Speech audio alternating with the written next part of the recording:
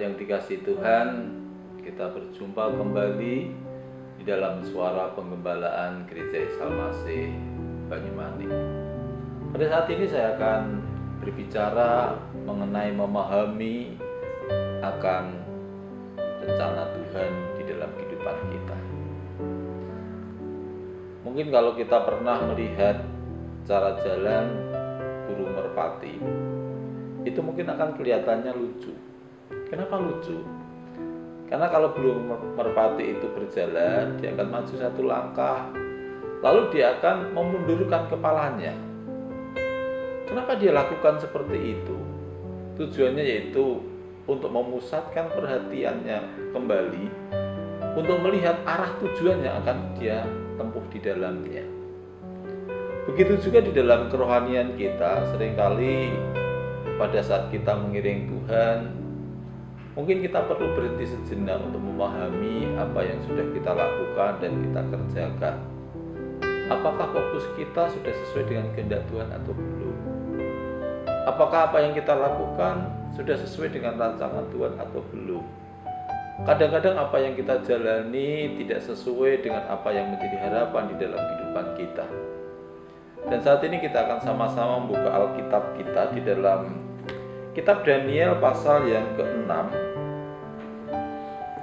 ayat yang ke-11.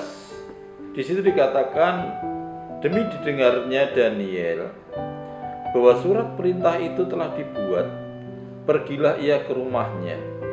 Dalam kamar atasnya ada tingkap-tingkap yang terbuka ke arah Yerusalem. 3 kali sehari ia berlutut, berdoa serta memuji Allahnya seperti yang biasa dilakukannya. Bapak Ibu yang dikasihi Tuhan, kalau kita perhatikan apa yang dilakukan oleh Daniel, yaitu dia berdoa untuk mendoakan Yerusalem untuk diberkati Tuhan. Apa yang dilakukan Daniel ini adalah sesuatu yang baik. Dia selalu berdoa dan berdoa. Tapi apa yang dilakukan oleh Daniel ternyata mendapat respon dari orang lain belum tentu positif juga. Kalau kita lanjutkan di dalam pembacaan kita di ayat yang ke-17, di situ kita bisa melihat sesudah itu raja memberi perintah, lalu diambilnya Daniel dan dilemparkan ke dalam gua singa. Berbicaralah raja kepada Daniel, Allahmu yang kau sembah dengan tekun dialah kiranya yang melepaskan engkau. Artinya di sini apa yang dilakukan Daniel ternyata hasilnya tidak sesuai apa yang diharapkannya. Dia bukan mendapatkan sesuatu yang baik, tetapi malah dia harus dimasukkan di dalam kandang singa. Secara realita kita mungkin bisa memahami, untuk apa sih kita mengandalkan Tuhan? Untuk apa sih kita selalu berdoa? Ternyata ending-endingnya kan seperti itu. Kita mungkin sudah sungguh-sungguh di hadapan Tuhan, kita di dalam mengiring Tuhan, melayani Tuhan. Tapi mungkin apa yang kita lakukan hasilnya tidak sesuai dengan apa yang kita harapkan. Mungkin dalam usaha, mungkin dalam pekerjaan, kok ternyata ada kegagalan dan sebagainya. Mungkin kita perlu seperti burung merpati tadi, yaitu yang harus berhenti sejenak untuk melihat dan memfokuskan diri kita. Apa yang kita alami, apa yang kita kerjakan, apakah sudah seturut dengan Tuhan? Dan kalau kita lihat, sekalipun Daniel sudah melakukan hal-hal yang baik, ternyata ada orang-orang yang tidak baik dan ternyata menjerumuskan Daniel.